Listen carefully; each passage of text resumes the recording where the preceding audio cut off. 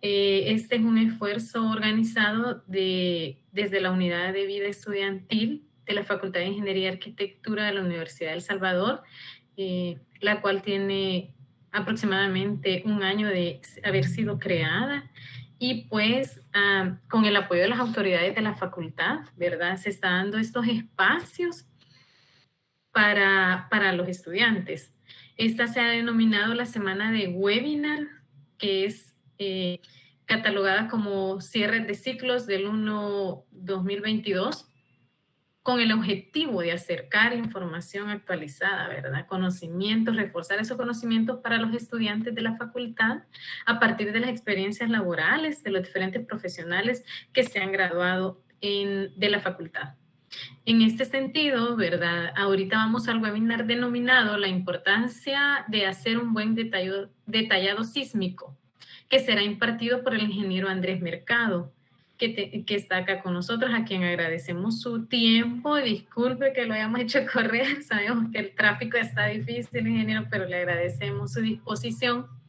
Y pues él es graduado ingeniero civil de la Facultad de Ingeniería y Arquitectura, actualmente cursando la maestría en Ingeniería Estructural de la facultad. Y pues dentro de alguna experiencia laboral que él tiene está el prediseño estructural de edificios de 15 y 21 niveles en Ciudad de Panamá, diseño de puentes peatonales, claro, 38 metros en la Ciudad de Panamá, diseño de nueva cubierta para estadio de voleibol, sala de gimnasio Adolfo Pineda, estructurista en el Instituto Nacional de los Deportes, INDES. También diseño de bases para centrífugas en ingenio azucarero y evaluación de torre de precalentador en Holcim. Agradecemos al ingeniero y pues le damos paso a su presentación. Ok, tengan muy buenas tardes. Las disculpas del caso por el tiempo, la demora. Definitivamente había un tráfico terrible. Esta lluvia, en vez de ayudarnos, hacen estragos. Entonces, para no alargar el tiempo, doy por iniciada esta conferencia y procedo a poner la presentación en este momento. Gracias, señor.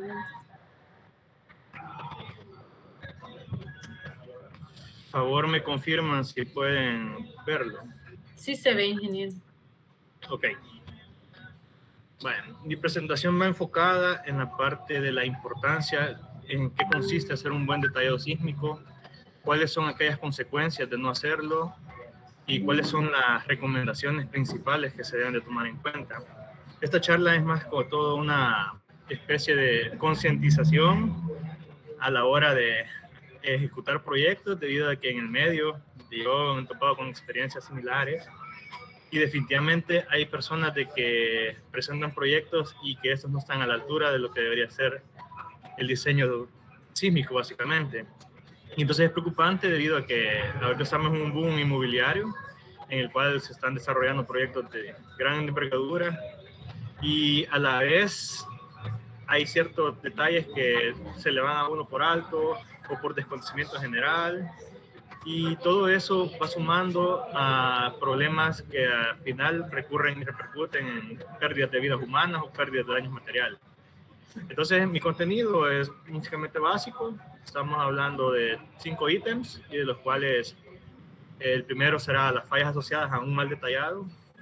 El 2 es cómo entender qué es ese factor de confinamiento que necesitamos para poder generar estructuras sismo resistentes. Los tipos de detallado que existen en nuestra normativa y en la normativa internacional, detallado ordinario, intermedio y especial, y me voy a enfocar únicamente en concreto reforzado. Debido a que en estructuras de acero también aplica, pero es un poco más particular. Y de ahí nos vamos a enfocar en un tema que es bien delicado, que muchas personas, muy pocas personas lo manejan y muchas personas lo tienen como una filosofía de diseño bastante oscura. Y por último, las recomendaciones. Primero, ¿qué tipos de fallas podemos tener por un mal detallado? Bueno, básicamente tenemos 4. Las principales, existen más, pero digamos que a efectos de conocimiento general podemos decir de que de los 4 efectos físicos está el aplastamiento debido a asociado a la carga axial excesiva, la torsión en los elementos, que es la rotación de un elemento alrededor de su eje principal, el nudo, que consiste en deformaciones grandes por cortante, fuerza cortante y fuerza por flexión y rotación, y el cortante, que es la falla más delicada y más peligrosa. Vaya, con respecto al aplastamiento, tenemos que se puede percibir más que todo en mal confinamiento en el refuerzo transversal. Existen sobrecargas excesivas, es decir, de que la sección no fue diseñada adecuadamente, y los efectos de segundo orden, como el efecto P-delta, que básicamente es una deformación geométrica que tiene las columnas por una esbeltez bastante alta. En cuanto a las conexiones, por las fallas por cortante, tenemos conexiones deficientes entre muros y vigas de acople, ausencia de red o eficiente, escasez de ductilidad ante grandes esfuerzos cortantes. En el nudo columna tenemos problemas de adherencia en el nudo, de rotaciones excesivas y cortantes altos. En torsión tenemos tres tipos de torsión: torsión directa, torsión por compatibilidad y torsión por entrepiso, que esto es más asociado al diseño sísmico. Bueno, pasamos a la primera. Primero vamos a dar la enfermedad para después dar la medicina, básicamente, así como funciona todo, ¿verdad? Primero tenemos las fallas asociadas al aplastamiento. El aplastamiento se da cuando no existe un insuficiente refuerzo transversal que tiende a unir o a mantener integrada la sección ante el cambio volumétrico por compresión. Podemos ver en la figura derecha, donde se encuentra un esquema de una probeta al que está sometida a dos fuerzas axiales de compresión, y podemos ver que existe un acortamiento elástico y a la vez existe un hinchamiento en las secciones laterales. A eso se le conoce como deformaciones ley generalizada de Hooke o deformaciones uniaxiales por dirección, la ley del esfuerzo cortante. Y aquí tenemos un valorcito que se llama el módulo de Poisson, que es lo que nos indica en cuanto la compresión que le haga un elemento, en cuanto se va a ensanchar. Entonces, las fallas por aplastamiento son bien comunes en cuanto a estructuras que van a estar sometidas con una limitada o poca cantidad de columnas, tales como son los puentes, por ejemplo, naves industriales o torres de refinería, etc. Básicamente aquí está traducido a esquema, lo que yo estaba comentando en la diapositiva pasada, que definitivamente cuando las fuerzas axiales actúan dentro del elemento, estas tienden a generar una especie de hinchamiento, y este hinchamiento produce esfuerzos. Estos esfuerzos son de tensión y se transmiten a través de los estribos. Entonces podemos observar que dependiendo el grado de confinamiento que tengan, así mis estribos se van a estar abriendo. Por ejemplo, en la diapositiva tenemos, en el A, tenemos la sección típica de una columna con detallado sísmico, y en la cual podemos ver de que dependiendo de la separación que tenga, así va a ser la forma en que el refuerzo longitudinal se empieza a abrir hasta el momento de ceder. Claro, el punto es aquí, importante es mantener bien el confinamiento para evitar estos tipos de fallas. Aquí tenemos otros ejemplos de aplastamiento. Tenemos en el lado izquierdo el efecto P-delta, que básicamente consiste en un desplazamiento sobre el eje vertical de la columna, y la falla catastrófica por cortante, que esta se da más que todo en eventos sísmicos fuertes. De ahí tenemos las fallas por cortante, son las más peligrosas debido a que estas no están asociadas a la utilidad, sino que son fallas inminentes. Una vez ocurren, el daño ya no se puede reparar y lo mejor es demoler y sustituir o reforzar. Entonces es más crítico en elementos verticales como columnas, pero debe ser evitado a toda costa, incluso en las vigas.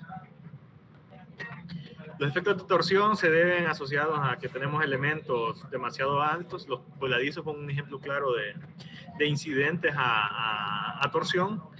Esta se llama torsión directa, y la torsión por compatibilidad es aquella asociada al número, según el tramo de vigas secundarias que cargan una viga principal.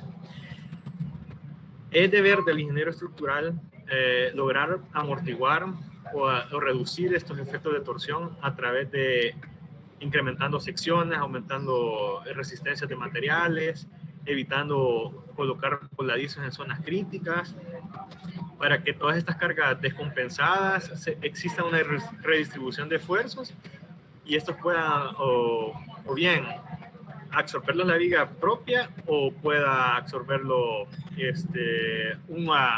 otro elemento que esté circundante o colindante. Y ahí tenemos las fallas más terribles, digamos, pero que son poco recurrentes, salvo que existan malas prácticas constructivas, que son las fallas asociadas a los nudos. En estos tipos de fallas, igual que las fallas por cortantes, son inminentes, y estas son críticas porque podrían generar colapso en un edificio directamente. Ahora vamos a hablar del factor de confinamiento. En esta gráfica podemos ver lo que es en el eje de las axisas los esfuerzos de compresión a los que es sometido una probeta, y abajo tenemos las deformaciones unitarias que están asociadas siempre a la carga axial. Y como podemos ver, el F'CO indica la máxima resistencia de una probeta sin confinar, y podemos ver el FCC, que es la máxima compresión que puede resistir una probeta confinada. Podemos ver que la diferencia es abismal, y definitivamente los límites de deformación son totalmente altos y que permiten grandes desplazamientos o grandes deformaciones elásticas. Eso nos ayuda a obtener secciones menos peraltadas, menos grandes, pequeñas y más optimizadas, pero a la vez garantizando siempre la seguridad estructural. Aquí podemos ver la forma en que se calcula el coeficiente de confinamiento. Básicamente es una relación de cuántas áreas internas dentro del núcleo confinado, que consiste pasando los refuerzos longitudinales y las grapas sísmicas que se colocan intermedias, generan una especie de parábolas. Entonces, este núcleo, tanto en planta como en elevación, están sometidos a unos esfuerzos de compresión grandes. Lo que quiero llegar con esto, que con estas ecuaciones nosotros podemos conocer cuánto es ese factor, ese incremento de resistencia que va a tener el elemento que va a estar sometido a compresión, para poder calcular su resistencia final. Ingeniero, disculpe, no sé si le puedo interrumpir. Hay una pregunta en el chat. Permítame, dígame. Del arquitecto Johnny Salinas.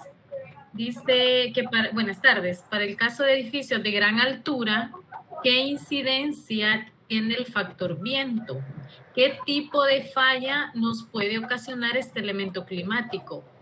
¿Y cuáles son los mecanismos o elementos con los que podemos contrarrestar estos efectos? Ok, sí. Para que el viento tenga un efecto recurrente o incidente en un edificio, tendría que tener por lo menos, si lo vamos desde el punto de vista de periodo de vibración, este tendría que andar arriba con el orden de 2 a 3 segundos, que equivale más o menos a unos 40 niveles, digamos, de un entrepiso básico de 250 o hasta 350, digamos. Pero realmente las fuerzas de viento son aplicadas únicamente a las pantallas o las áreas más grandes, digamos. Entonces esas están formando un empuje que están haciendo una flexión a todo el edificio. Entonces la falla más recurrente asociada a esto serían fallas por flexión en la base. Definitivamente en nuestro país las cargas de viento sí son importantes, pero más que todo para estructuras o elementos no estructurales, porque definitivamente en nuestro país los sismos son bien altos y la predominancia del diseño siempre está regida al sismo. Entonces en ese caso el viento siempre se revisa, pero casi nunca o casi es bien mínimo que gobierne el diseño el viento. ¿Con esto queda solventada la pregunta?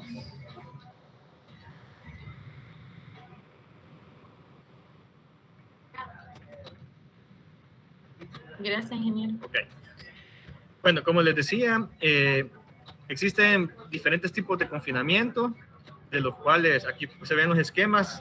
Si se fijan, entre más separado está el estribo, mayor es el área parabólica y menor es el área de confinamiento requerido para poder resistir las fuerzas axiales. Tenemos que, al dar un mal confinamiento, lo que puede ocurrir es lo que se ve en la fotografía en la izquierda, que se abren los estribos y por lo tanto se le considera que el concreto explota. Aquí tenemos dos probetas que se hicieron en un ensayo en la Universidad de Berkeley, donde tenemos un estribo con un confinamiento tradicional y tenemos otro estribo, otra columna, perdón, que tiene un confinamiento un poco más sísmico. Si se podemos ver, esa gráfica se llama gráfica histerética. Representa los niveles de carga y descarga a través de ciclos. Es decir, una estructura puede estar sometida a cargas cíclicas, que realmente es lo que pasa con los sismos y la carga de viento, que estas básicamente cambian las direcciones de carga y por lo tanto el edificio puede entrar en fatiga. Entonces, estos diagramas tratan de emular o de representar en todo caso ese comportamiento que tienen las estructuras. Entonces, si se fijan, la gráfica que tiene un estribo tradicional definitivamente tiene unos valores de resistencia muy bajos. En cambio, está confinada adecuadamente, posee un comportamiento bastante adecuado, teórico, y a la vez tiene mayor resistencia y mayor ductilidad. Cuando me refiero a ductilidad significa que tiene mayor capacidad de desplazamiento. Y las estructuras, al final, ese es el objetivo, que tengan grandes desplazamientos, pero que sean a la vez controlados, para que estos desplazamientos a través de sus grietas absorban y disipen la energía de los sismos. Básicamente ese es el concepto de diseño. Vaya, ahora yo quiero hacer una pregunta así abierta, no tengan miedo en contestar, aquí todos estamos para aprender. De las 3 columnas que se muestran, ¿cuál creen ustedes que tiene el mejor factor de confinamiento?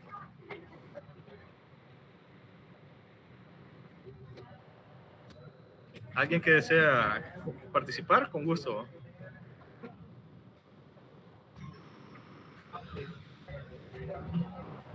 Pueden abrir micrófonos o comentar en el chat.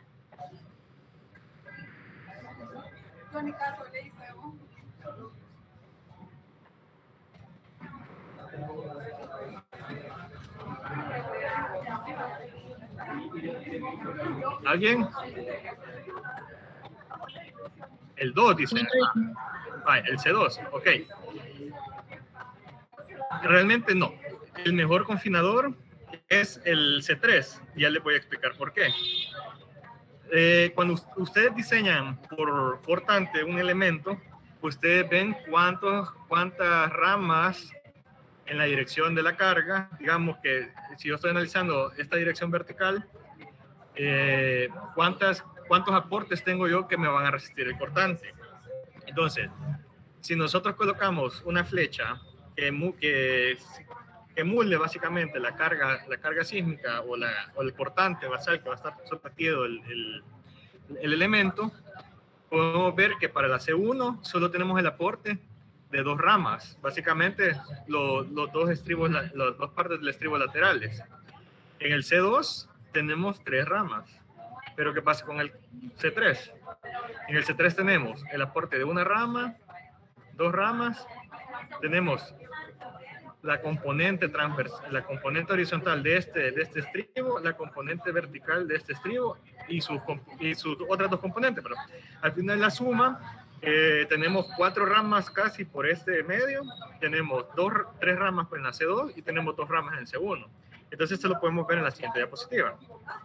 Si se fijan, el factor de confinamiento para el que tiene el estribo en diamante es de 1.20, o sea, ¿qué quiere decir? De que se incrementa la resistencia un 20% más de que el elemento no estuviera confinado.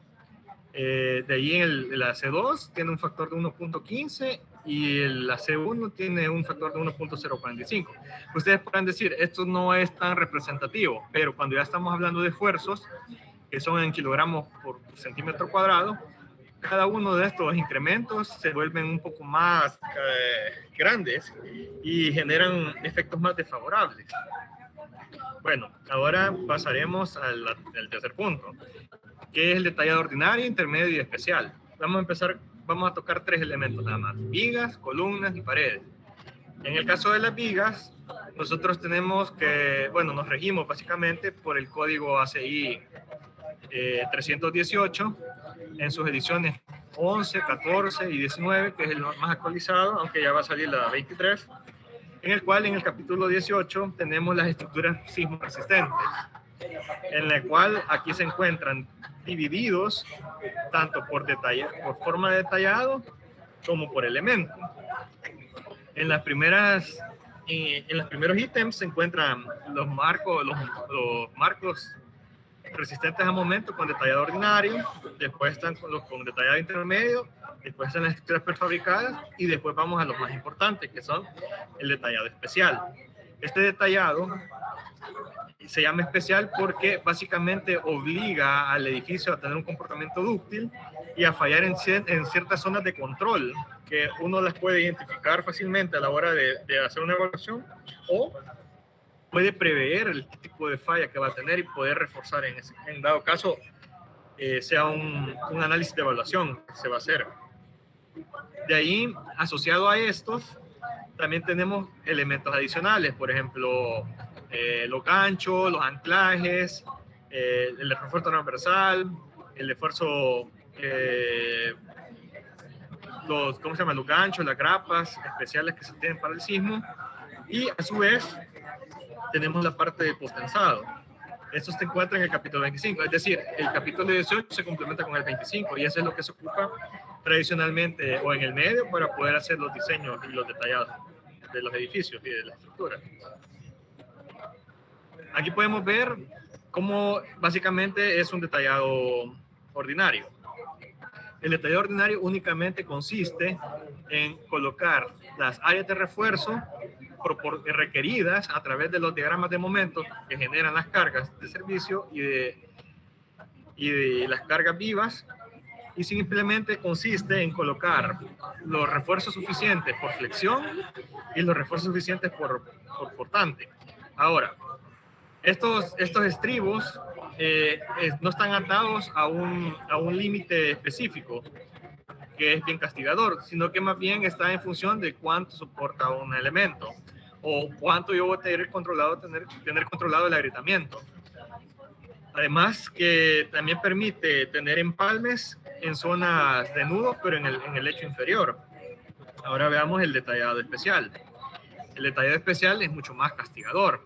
Tenemos diferenciado dos zonas, la zona confinada y la zona no confinada, cuyos límites son bastante severos, y a veces tenemos estructuras que tal vez por cargas no requieren mucho refuerzo, pero sí por el tipo de detallado. Ahora, una pregunta. ¿Por qué creen que en las zonas cercanas a los nudos se colocan los estribos más cercanos? A ver, alguien que me conteste, que tenga alguna idea. Pueden ponerlo en el chat.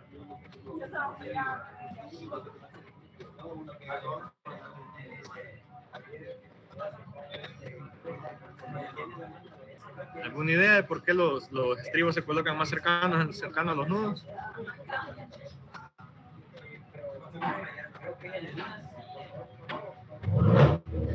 Nadie. Bueno, esto es porque ahí yo quiero que se me desarrollen las rotaciones. Entonces, que la sección se plastifique completamente, es decir, que todas las fibras, si dividimos el elemento, lo cortamos y vemos que cada pedacito que compone o cada átomo que compone la viga en la dirección vertical, estamos llegando al valor del esfuerzo de influencia tanto en el acero como en el concreto. Entonces, esa plastificación es la que yo necesito para que el comportamiento sea dúctil y que prefiero que me fallen las vigas a que me fallen las columnas. Ese es el principio básico del detallado especial. Entonces, hay otros requisitos más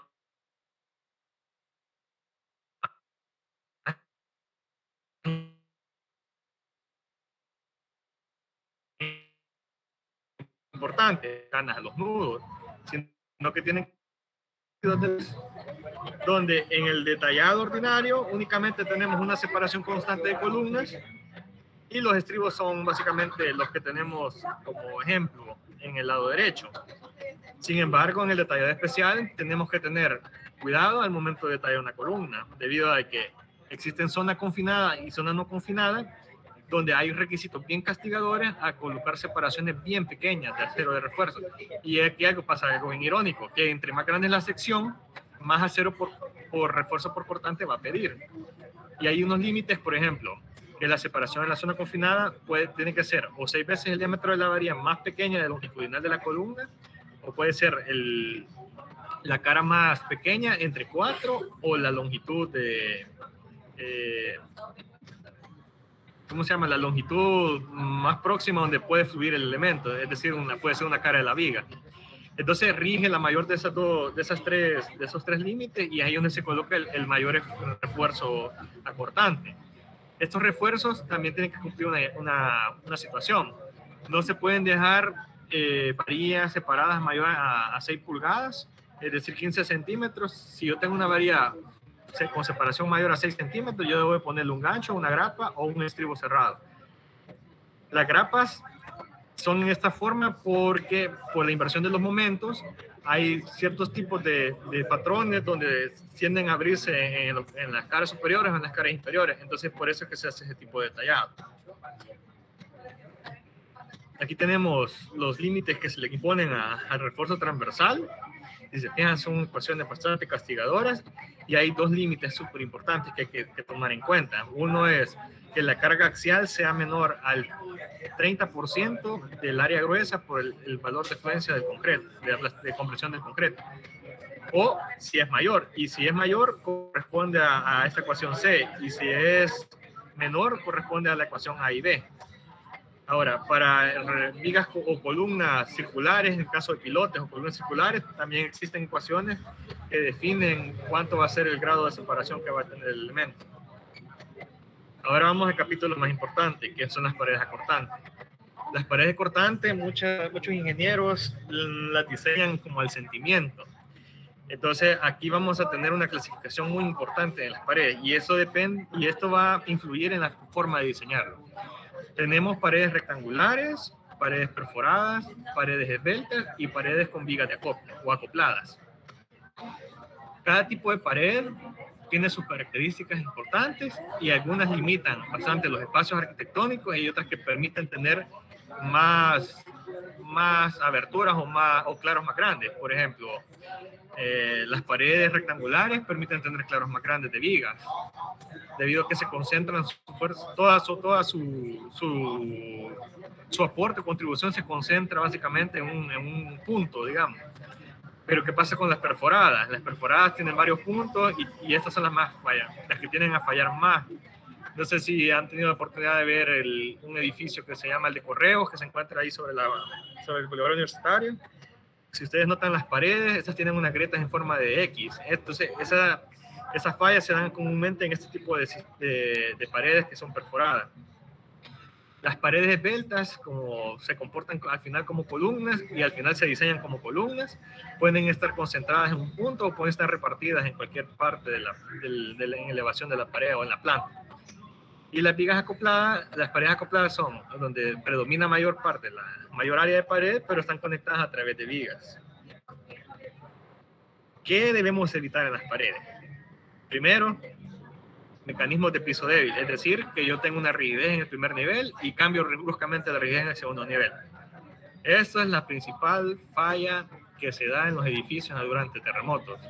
A veces, incluso por desconocimiento general, los dueños de los edificios se ponen a abrir espacios en los primeros niveles, segundos o terceros, no consultan al diseñador o no pagan una consultoría y a veces se pasan llevando la pared cortante y ahí tenemos un mecanismo de falla donde todo el piso completo falla y el edificio colapsa por inestabilidad. Otros tipos de inestabilidad tenemos que la pared empieza desde la base y en un punto se interrumpe y después ya no hay pared.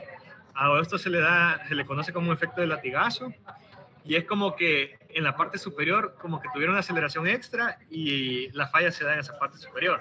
Y la otra es que la sección empieza a decrementarse, entonces tenemos pérdidas de rigidez.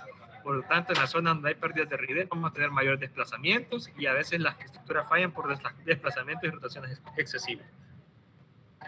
Aquí tenemos configuraciones de paredes típicas. Podemos tener la fórmula tradicional, que es rectangular. Tenemos una que se llama barbell shape, que consiste en básicamente concentrar en dos elementos de borde, que pueden ser columnas de los marcos principales, de hecho, o pueden ser únicamente propias de la pared. Tenemos configuraciones en T, en L, en C y en I.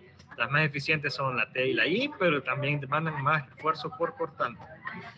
Y tenemos la configuración del núcleo, a eso se le llama core, y básicamente un ejemplo claro son las Torres Gemelas. Las Torres Gemelas estaban construidas así. El núcleo es el que soportaba las fuerzas laterales, ya sea de viento o sismo, y lo demás era puro relleno y solo resistían cargas gravitacionales. La desventaja de usar este sistema es que si se daña el sistema sismo resistente, la estructura colapsa. Tenemos las fallas acortantes, si se fijan, si en las vigas de acople, como que yo les comentaba que eran las más perjudicadas, tenemos fallas en la base por flexión, que pueden ser producidas por una fuerza externa o por un mal diseño, y básicamente en los conectores en las vigas de acople, donde se dan las mayores grietas por cortante diagonal. Este es un tipo de forma de reforzar una pared. Consiste en concentrar los elementos, la mayor parte de acero en los elementos externos, que se le llaman elementos de borde, y dejarle un refuerzo mínimo por flexión o por cortante en la parte del alma de la pared. La mayoría de diseños se hacen así. Aquí tenemos los tipos de elementos de borde. Podemos tener acoplados a una vía, a una columna principal, pueden estar dentro de la pared misma o pueden estar en una intersección de dos paredes. Tenemos las fuerzas principales que actúan en una pared, tenemos la fuerza externa, FU, tenemos los cortantes de diseño y los momentos de volteo. Aquí tenemos fallas por exceso de carga inadecuado, refuerzo transversal o de confinamiento de los elementos de borde. Generalmente los chilenos aprendieron muy mal esta experiencia, debido a que ellos creaban paredes con refuerzo uniforme y no colocaban elementos de borde confinados. Y cuando vino el terremoto de 2010, muchos edificios fallaron por eso mismo, se abrieron los extremos de las paredes. Tenemos los detallados típicos, se pueden ir escalonando a forma de economizar y lograr tener un balance entre las secciones grandes que nos van a salir. Podemos dividir la pared en dos secciones, la vertical y la horizontal. A la vertical se le puede conocer como pier y a la horizontal se le conoce como spandrel. Se utilizan programas computacionales para poder hacer los diseños. Los mecanismos de falla de las vigas de acople, básicamente se espera de que la pared resista toda la fuerza lateral y que existan plastificaciones en las vigas de acople, es decir, que existan rotaciones y que plastifiquen las zonas controladas. Oh, disculpe. Ejemplo de mecanismo de falla. Dígame. Fíjese que hay una consulta, no sé si se la leen. Ok, ahorita la veo. Okay. En caso de trabajar las columnas de un estadio, ¿cómo se calcula la carga vital y la carga estructural de forma precisa? Y asimismo un edificio. Vale. Para calcular las cargas, primero nos vamos a remitir al reglamento para la seguridad de las construcciones de El Salvador. Ahí existen unas tablas de las cuales han puesto y las han dividido por ocupación, y existen las cargas vivas por habitacional, oficina, escuelas, pasillos, lugares deportivos, centros comerciales, bodegas, etc. Entonces, todo este tipo de cargas, las cargas muertas se calculan por densidades de materiales, pesos específicos, multiplicados ya sea por volúmenes o área. Es decir, si yo quiero conocer cuánto pesa una viga de concreto, calculo el volumen de esa viga, base por altura, por longitud, y la multiplico por el peso volumétrico del concreto reforzado y obtengo el peso muerto de ese elemento. Asimismo, yo puedo conocer sobrecargas. Por ejemplo, el piso cerámico anda por 60 kilogramos por metro cuadrado, las divisiones interiores por 70, las tuberías de agua potable, aguas negras, agua lluvia, anda por 35, pero todos esos valores ustedes pueden encontrar en la norma, en el reglamento para la seguridad de las construcciones, RECESCO.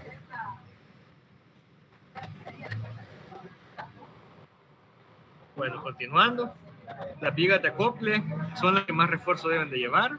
Adicional del refuerzo en el alma y el refuerzo horizontal y vertical, deben de llevar dos diagonales que se cruzan entre ellas, y estas diagonales deben estar suficientemente ancladas en las paredes para poder desarrollar los esfuerzos de transferencia y lograr la estabilidad de la estructura, y que las paredes no se nos vayan a abrir hacia los lados y se muevan al mismo tiempo.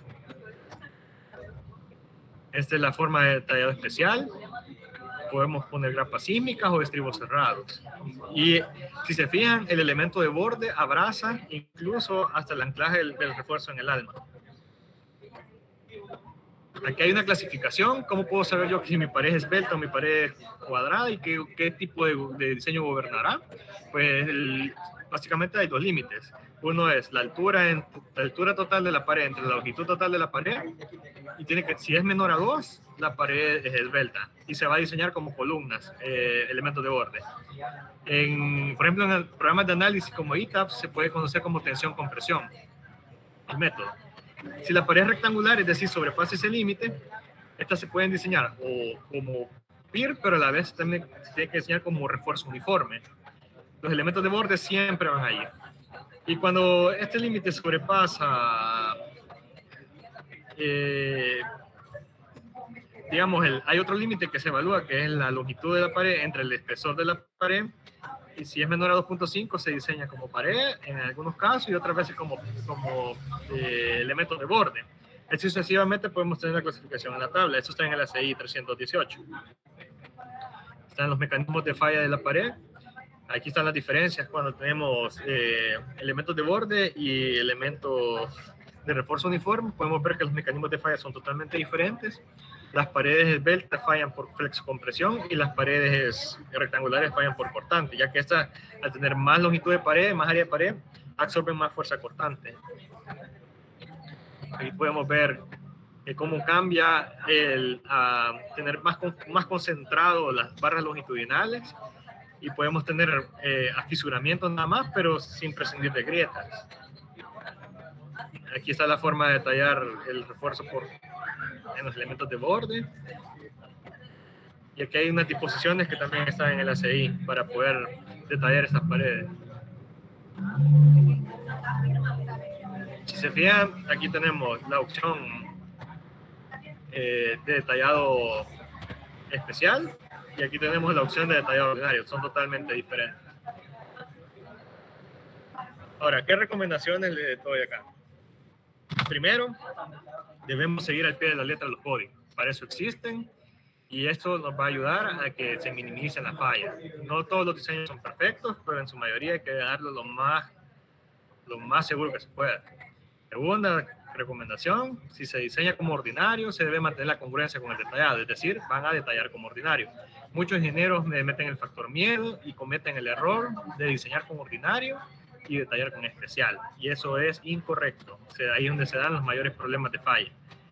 Y el ingeniero diseñador también debe estar bien pendiente de la emisión de los dibujos. A veces, por tiempo, por alguna meta, no sé, que les ponen, le sacan carrera y no revisan los dibujos. Y a veces los dibujos llevan errores, que son errores humanos, todos somos humanos.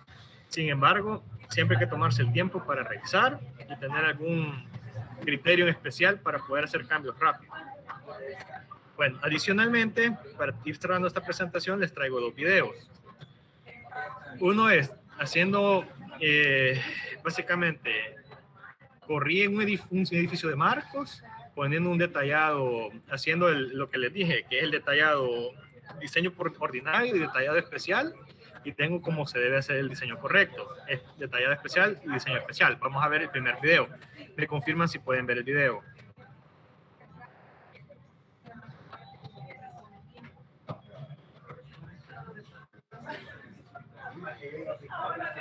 Vale. ¿Vieron el video? Sí, se ve. Ok. ¿Qué observan de esta estructura? Primero, ven unas chibolitas que son las que yo les hablaba, que son las zonas controladas de plastificación. Hay unas que se encuentran en rojo. Nuestra norma solo acepta el color verde y el color azul, que es el seguridad para la vida, básicamente. El rojo se llama colapso, y es decir que esta estructura falló por un mal detallado en sus elementos de vigas. Ahora vamos a ver el otro video, cómo se debe hacer el detallado.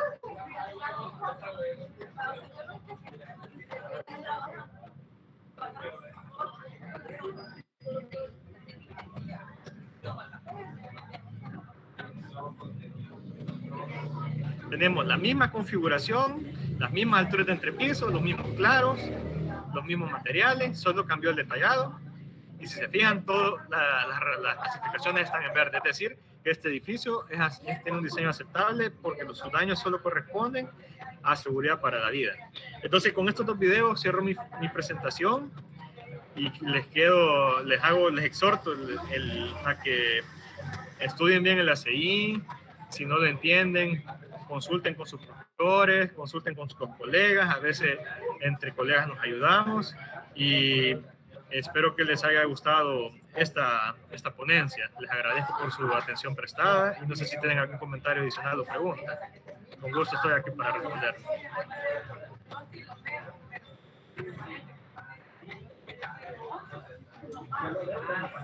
Agradecemos al ingeniero.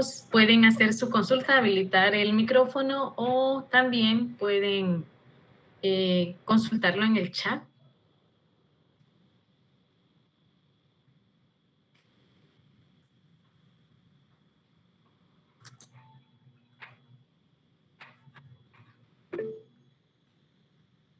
Henry Daniel, gracias por su enseñanza, ingeniero. Es un placer, para eso estamos, para servir.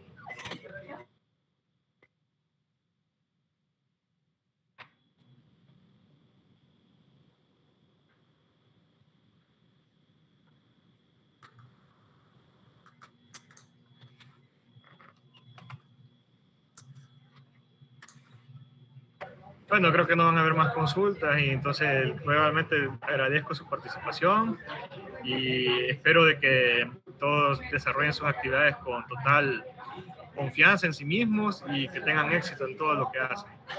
Muchas gracias. Le agradecemos, ingeniero, su tiempo, su valioso tiempo, su disposición, los conocimientos que les ha permitido a los estudiantes. Comentarle que la plataforma nos estaba dando un problema para grabación, pero se grabó fuera de esta plataforma. Entonces, si no hay ningún problema que compartamos esta presentación, ingeniero, se estaría compartiendo en la página para los que no pudieron ingresar. Sí, con gusto le voy a compartir mi presentación para que usted la ponga a disposición de los que necesiten. Muchas gracias, muy amable también pues por su colaboración y disposición. Excelente tema y ponencia, ¿verdad? Desde el área de aplicación de ingeniería civil. Y pues agradecemos a los estudiantes también que han estado conectados. Les pedimos que por favor en el chat puedan poner sus nombres para efecto de asistencia y al ingeniero que se le va a hacer llegar a su correo un diploma de reconocimiento por su aporte al webinar. Gracias, ingeniero. Muchas gracias. Entonces nos vemos. Pasen buenas noches. Gracias, buenas noches.